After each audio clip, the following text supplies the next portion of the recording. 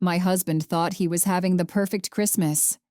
He had his family, the perfectly set dining table, and sitting right next to him, his mistress, Victoria.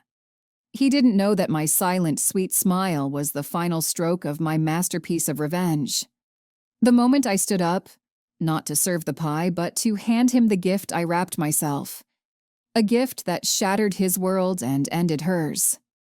That night, I didn't just expose a cheating husband, I exposed a narcissist and a fraud. And I did it in front of a live audience. My sister, my brother-in-law, and the woman who thought she was going to marry her surgeon fiancé and steal my husband. I'm Sister Cora, and welcome to my porch. Pull up a chair, grab your sweet tea, and listen to a story about a woman who was broken by betrayal, but chose to become unbreakable. This isn't just about a broken marriage. It's about the fear of being the naive fool and the sweet, hard-won victory of taking your dignity back. But to truly understand the weight of that Christmas dinner, we have to go back 6 months, to a day I was supposed to be celebrating. But instead, I was mourning 2 lives. The baby I lost, and the husband I thought I had. It was our 7th wedding anniversary, October 15th. They say the 7th year is when the itch starts. But for us, the rot had been setting in long before. I was humming in the kitchen, preparing Marcus's favorite herb-crusted rack of lamb. The candles were lit. My new emerald dress was waiting. Everything was a lie. His phone buzzed, insistent, demanding attention. The contact was saved as VH. You know that gut feeling, that cold dread that sinks right into your bones. That's what hit me. The messages were like acid. Can't stop thinking about last weekend. When can I see you again? Have you told her yet? And then, his reply. The words that truly fractured my heart. I need to find the right time. She's been so fragile since the 2nd miscarriage. Just be patient. You're the one I want. It's always been you. He weaponized my grief. He used the devastating loss of our unborn children as an excuse for his cowardice, telling his mistress that I was the obstacle. I didn't scream. I didn't shatter the wine bottle. I froze it all. The panic, the pain, the blinding rage, I encased it in ice, saving it for later. When Marcus walked out of the shower, smelling clean, looking handsome, and smiling that familiar, deceptive smile, I kissed him back. I played the devoted wife perfectly because I needed time to become the detective, the lawyer, and the executioner. You become someone you don't recognize when betrayal hits. I became a spy in my own home. For the next 2 weeks, I meticulously documented everything. I became fluent in Marcus's double life. Victoria Hawthorne, his college ex, the woman he insisted was just a friend.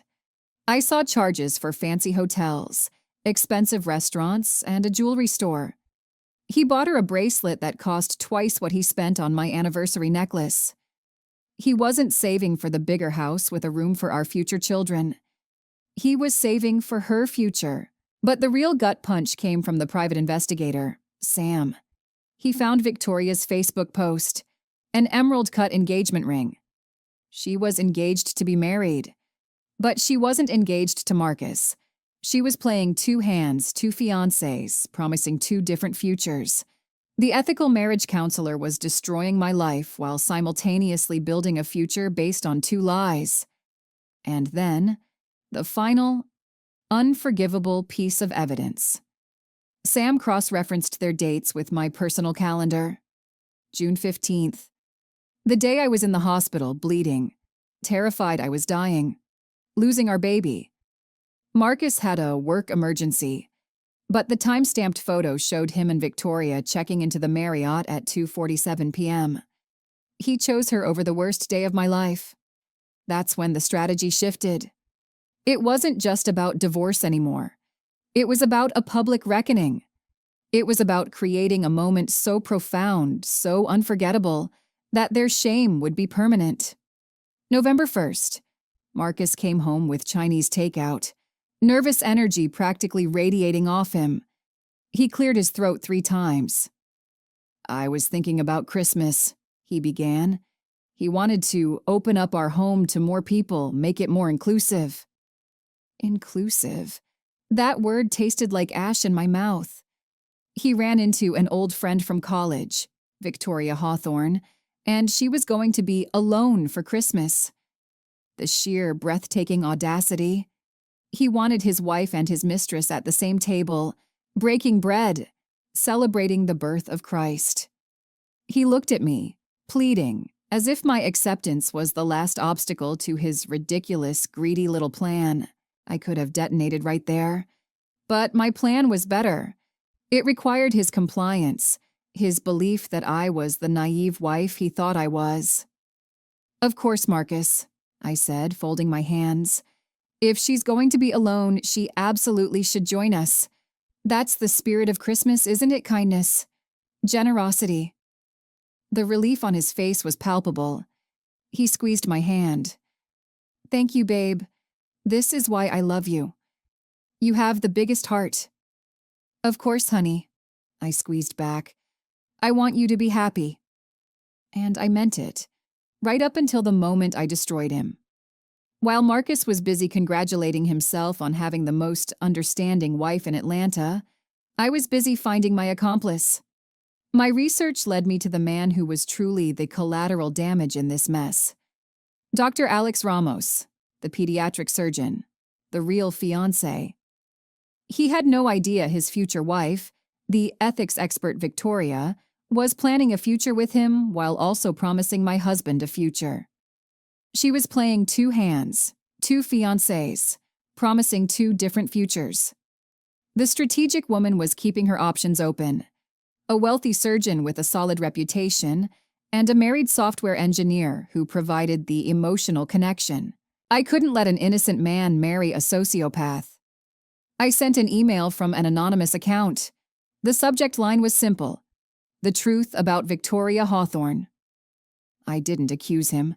I simply told him to ask Victoria about Marcus Whitfield, and specifically about 2 dinner reservations for Christmas Eve. Alex replied in less than 3 hours. He was devastated, confused, and wanted proof. I sent him screenshots of the conversations, the hotel receipts, the photos. Not to traumatize him, but to show him the truth. I told him, I am Marcus Whitfield's wife. You and I are victims here, Dr. Ramos. We are both being manipulated by the same 2 people. Then came my proposal. My husband has invited Victoria to our Christmas Eve dinner. He thinks I'm the naive wife who will smile and serve coffee to his mistress. Here is what I propose. You and I give them exactly what they want. A lovely Christmas dinner. All of us together. They want to have their cake and eat it too. Let's give them an indigestion they'll never forget. 2 days later, the reply came. Count me in. I had my accomplice. The game was on. The goal was no longer just divorce. It was scorched earth. The 6 weeks leading up to Christmas were surreal. I moved through life like an actress, hitting my marks, saying my lines. Marcus mentioned Victoria constantly, testing the waters. Victoria recommended this restaurant. Victoria and I loved this song in college. I passed every test with a sweet smile. That's nice, honey. How wonderful that you 2 reconnected. But I wasn't just performing. I was preparing. The witnesses, my sister Lauren, my rock through the miscarriages, called to confirm their arrival. I had to tell her about Victoria's invitation. Her reaction was exactly what I needed. Excuse me, what he invited his ex-girlfriend to family Christmas Eve dinner. All this is weird. You know that, right? Her skepticism and protective anger were my insurance policy. My plan needed witnesses, people who loved me and would speak the truth when the bomb went off. The legal ammunition, the divorce papers. I met with Vivian Porter, the best divorce lawyer in Atlanta.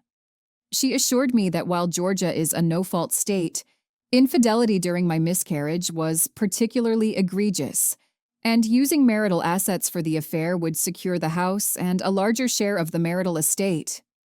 I told her what I wanted. I don't want alimony. I want the house, and I want him to pay for what he did. The swapped gift. The coup de grace. December 23rd. Marcus came home late, having exchanged gifts with Victoria. He gave her a trip to the Bahamas and received an expensive engraved watch. The irony was that I had bought him the exact same Rolex for Christmas. I went to the tree, unwrapped my gift, and carefully replaced the watch with the signed divorce papers. I rewrapped it in beautiful paper with silver ribbons. The perfect gift. The final code, the execution. I gave Alex Ramos the code to the side entrance. He was to arrive at exactly 9:30 p.m. That was the signal. That was the moment of no return. Christmas Eve morning was a blur of family, wrapping paper, and the sweet, innocent laughter of my niece and nephew. I took pictures, lots of them. Evidence of the before times, the last moments before everything changed. That evening, I set the table with our best china, my grandmother's wedding set. 8 places. Marcus noticed 7 of us and 1 empty chair. Just in case of unexpected guests, I told him. At 8, Quomer's Victoria arrived. She was stunning, wearing an expensive cashmere sweater. She wore the engagement ring from Alex. She was enjoying her power play. We sat down. Marcus was strategically placed next to his mistress. Lauren was next to me, her eyes sharp and watching. The small talk began. Victoria talking about her rewarding work as a family counselor. I help people navigate difficult relationship dynamics, communication issues, trust issues, infidelity. Infidelity, I echoed, looking her right in the eye. A difficult subject to treat. Do you believe it can be repaired? Sometimes, she said, if both parties are committed to the truth. But often the betrayal is just a symptom of deeper issues. Sometimes relationships end because they were never meant to last. I smiled. Wow, I said. What a depressing thought. It was 9:25 p.m. 5 minutes left. My hands were steady. I rose, feigning a trip to the kitchen, and sent the text. Now. I walked back into the dining room, smoothing my red dress, the color of the battle. Dessert will be ready in a few minutes, I said. But first, I have a surprise. Marcus looked up, curious. A surprise? Yes, remember how you said we should be more inclusive this Christmas, make it more festive? I asked. Well, I took your advice. I invited someone else to join us. Someone I thought should be here. Victoria's fork stopped halfway to her mouth. I saw the first tiny flicker of fear in her 2 bright eyes. Who? Marcus demanded. The side door opened. Footsteps echoed in the hall. Dr. Alex Ramos walked into the dining room. Tall, handsome, bloodshot eyes. He looked at Victoria. Hello, sweetheart, he said, his voice eerily calm. Surprise! Victoria went white. Utterly, horribly white. Alex, what are you doing here? What am I doing here? Alex's laugh was brittle. I was invited by your lover's wife. Marcus shot up, his chair clattering back. What is going on? This, I said, is Dr. Alex Ramos, Victoria's fiancé. Or didn't you know she was engaged? The room went silent. Marcus spun toward Victoria. Fiancé. Oh, you don't know either. Alex turned his cold, furious gaze to Marcus. Your girlfriend here has been sleeping with both of us. You thought you were the only lover. I thought I was her faithful fiancé. Turns out we're both idiots. Marcus's face was red, white, and red again. He looked at me. You knew. Oh, honey, I said, my voice syrupy. I've known for months, since October 15th, our anniversary. Remember the night you came home smelling like her perfume? I found the messages while you were in the shower. Lauren stood up. Marcus, you've been cheating on my sister with this woman, the one you invited to our family Christmas Eve dinner. Oh, we've just gotten to the good part, I interrupted. June 15th. Do you remember that date, Marcus's? I pulled up the time-stamped photo on my phone and held it up for everyone to see. This is Marcus and Victoria checking into the Marriott at 2:47 p.m. while I was losing our baby. Lauren gasped. James swore. Marcus's face fell apart. You needed to screw your ex-girlfriend while your wife was in the hospital. Say it. Be honest for once in your miserable life. I finished, my voice breaking slightly. I walked to the Christmas tree, picked up his gift, and handed it to him. Open it. With trembling hands, he tore the paper. The divorce papers spilled onto the dining table, scattering among the gravy and the side dishes. Merry Christmas, I said. You've been served. Victoria tried to run for the door, but Alex blocked her path. We're not finished yet, I said. There's one more thing. I pulled out another envelope. This is a formal complaint against Victoria Hawthorne, licensed professional counselor, to the Georgia Board of Examiners of Psychologists. Specifically for engaging in behavior that brings disrepute to the profession. I've documented your affair with Marcus, including dates, times, and places. I've also included testimony about how you used your professional knowledge to manipulate him. Victoria was utterly devastated. You can't. They'll revoke my license. Or, at the very least, suspend it, I corrected. You should probably look for a new career, Victoria. Maybe something that doesn't require ethics. Alex laughed a sharp, bitter sound. God, what an idiot I am. We're done. He pulled her beautiful engagement ring from his pocket and dropped it into the gravy boat. Before you try to salvage anything, you should know I've already called your mother. She's very disappointed. Victoria made a choked sound, grabbed her purse, and ran. Alex left with dignity. Marcus is left alone. Get out, I told Marcus, my voice low. This is my house, he weakly argued. This is my house, I corrected. Check the deed. My grandmother left me the down payment. The house is in my name. The final ultimatum was undeniable. Sign the papers and accept my terms, or fight me in court, and have all of this become public record. Marcus, the coward, couldn't risk the public shame of his affair. He signed the papers within a week. The house became my official sanctuary, my new beginning. It was a physical manifestation of my hard-won independence. Dear ones, your ultimate defense against any betrayal is financial self-reliance. Have your own income. Know the deeds, the assets, and the joint accounts. Never rely on another person's integrity for your security. Marcus's biggest mistake was underestimating my intelligence and my financial savviness. His loss was my foundation. Betrayal can make you feel utterly alone and paranoid. But my story revealed a beautiful truth. There is an unspoken sisterhood that protects and validates. Jennifer, the new victim, and Anna, the stranger with the proof, became my allies. They were the anonymous protectors who held on to the truth. Anna called me a legend. She said my story was spreading. Women talking to women, warning each other. The final text I received when the book came out was the real victory. It proved that my decision to tell the brutal truth became a source of courage for someone else. Many people ask if I've forgiven Marcus. The truth is, I'm not there yet, and maybe I never will be. Forgiveness is often seen as the final step in healing, but sometimes acceptance is enough.